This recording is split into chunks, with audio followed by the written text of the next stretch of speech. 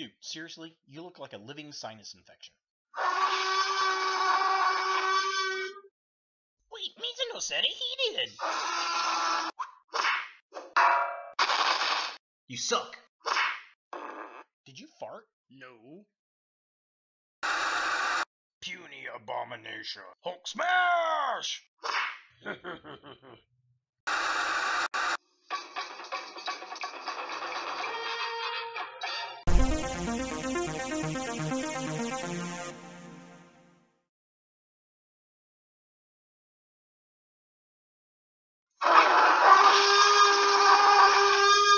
Hello YouTube, Ultra Maximus back with another toy review, and today we're doing a retro review, and it's from the Incredible Hulk movie, and it's the Mutating Spine Abomination.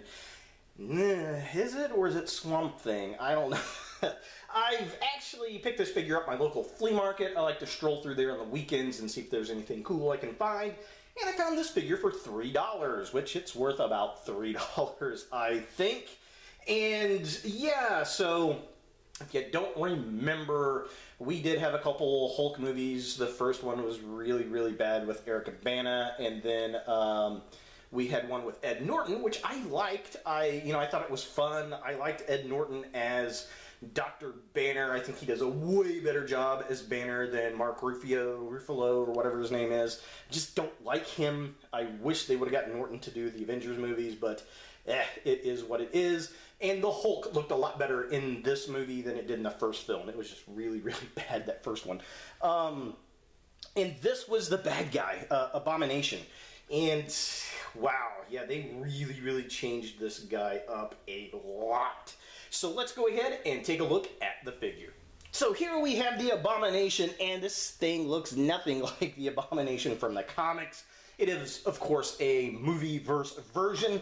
However, it does kind of lend a nice little nod to the original Abomination in the fact that it looks like, from a distance, it's got two great big toes, which, of course, he only had the two big toes in the comics. There, he's got four toes, but they're kind of split apart for that look. I appreciate that. I think my biggest gripe is with the head on here. First of all, it's too tiny. He looks all pin-headed.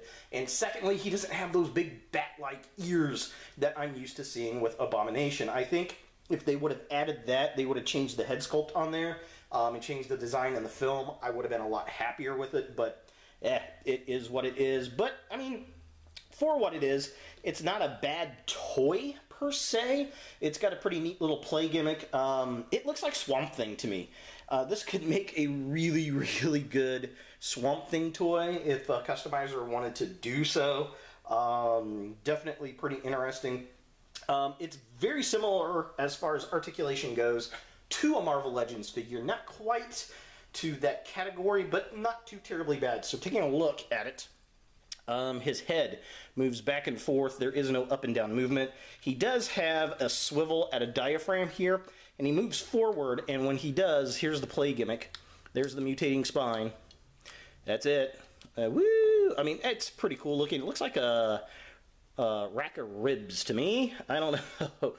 Kind of weird, but yeah, is what it is. His arms go out about that far. They do twist at the top, which is pretty cool. He's got a twist at the upper bicep there. There is a single jointed knee. Unfortunately, nothing at the wrists. He has nothing at the waist. His leg goes up that far. It can twist back more out than back. And he does get some crazy splits going on there, which is pretty interesting. And then he's got a joint at the knee, single joint, but it also twists, which is pretty cool. Does his elbows? Yes, his elbows twist too the same way, so that's kind of neat. And then he's got a pretty nice ankle joint, no ankle pivot, which is unfortunate, but because of those joints at the knees and elbows that can twist and bend, you can actually get some decent poses. Now, taking a closer look at the figure itself, it's detailed really well. The paint's not too terribly bad. It's better than a lot of Marvel Legends we get, but the head is so tiny. While I do like the sculpt of it, and it looks pretty much like the movie character did, it just doesn't have those big bat wings that I like for my Abomination figure. And then he's got this big mutating spine gimmick, which, I mean, looks kind of cool, kind of gross in the fact, is that red supposed to be like blood or muscle tissue? That's kind of creepy. And I like all the detail in the actual body, all the lines and wrinkles, kind of reptilian-esque. The chest, again, that red, kind of stretched out muscle type thing, kind of gross. But again, it's very well done. And then we got the bony protrusions coming out of his elbows, looking kind of cool. Overall, I think the sculpt was done well for a movie figure. Probably one of the better ones we have gotten for Marvel's direct movies that weren't in a Marvel Legends line. So, you know, I gotta give it props to that. I just think the original movie design was a miss.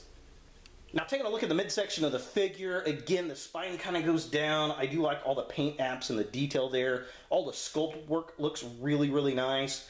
Those elbow bone protrusions. I like the bones coming out on the knuckles, kind of giving him this doomsday kind of look with the bones, you know, those almost like a brass knuckle type of thing.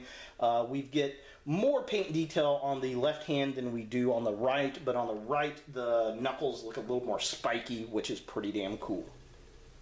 And finally, taking a look at the bottom of the figure, again, we got more of that red around the knees. We get some bony protrusions on his kneecaps, which is pretty cool. All the detail in the legs, really nice, much like the rest of the body.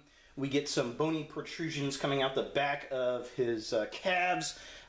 Very dinosaur-esque-ish, if it was a Pete Jackson movie, I guess. And it goes down into these big, kind of root-looking feet. Again, kind of reminds me of Swamp Thing or Man-Thing or something. But I do appreciate the fact that they kind of pay homage to the original comic character and make the toes kind of look like they're two big toes, even though three of them are just kind of lumped together. I think that was pretty cool. Probably one of the cooler designs of the movie character itself.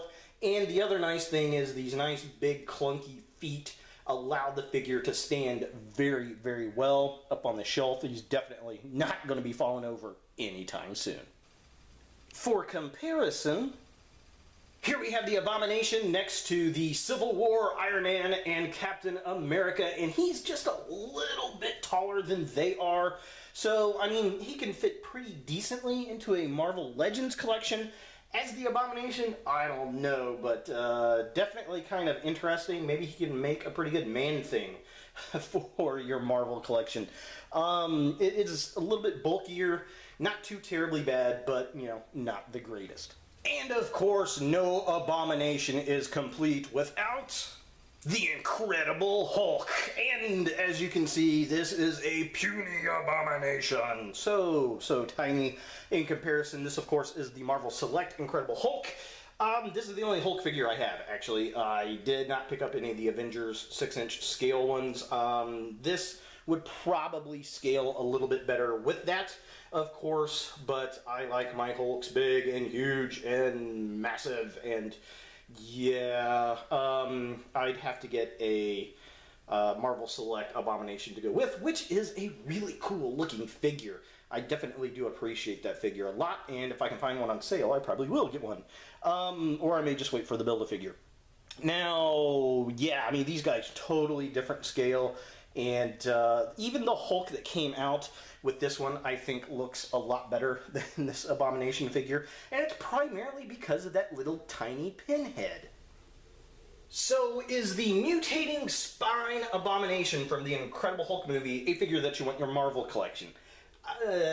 Unless you're a completist on getting Abomination figures or Incredible Hulk figures, probably not. This is an easy pass. If you're just looking for a big, strong bad guy for your Marvel collection and find this thing cheap like I did for $3, sure, why not? Otherwise, this is a very, very easy pass. I appreciate the figure. For a movie figure, it's actually pretty well articulated. I like the little plate gimmick. I think my biggest problem with the figure is the head sculpt. Like I said, it's just real pinheaded. And even if they made the head a little bit bigger, it needs the ears, the kind of Batwing-like ears. That says Abomination to me. While I do appreciate the kind of two-toed look that it's got with its four little toes down there, You know, that's Abomination. He's big, he's green, he's got 2 toes, and he's got the big bat wing things and like spiky teeth. That's the Abomination to me. This really looks more like Swamp Thing to me, and could probably make a pretty good custom out of it. So, for better or for worse, there he is, the mutating spine Abomination. Hey guys, thanks for watching. If you like this video, thumbs it up. If you hate this video, thumbs it down. To watch more Ultra Maximus, click on the links to the right. Don't forget to subscribe and share, and as always, look for more videos in the future.